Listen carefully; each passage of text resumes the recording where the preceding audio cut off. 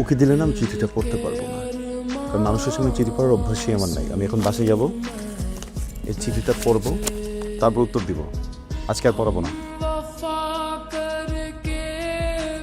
Closely, service recovery, motivation, managing productivity, এই চারটার উপরে তুমি ছোট্ট একটা এসে করে রাখবা।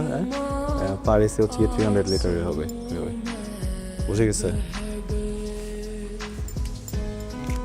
তোমার চিঠিটা আমি পড়লাম, বিষয়বস্তু ভালো, লেখা ম্যাচুরিটি আছে তোমার, সব ঠিকঠাক। আমি পুরোটা পড়ে আমার মনে যেসব উত্তর আসছে আমি সব কিছু এখানে লিখছি। জীবনের প্রথম চিঠি লিখতাম, জানি না কী অবস্থা। কী হোক, দেখো মাসিক।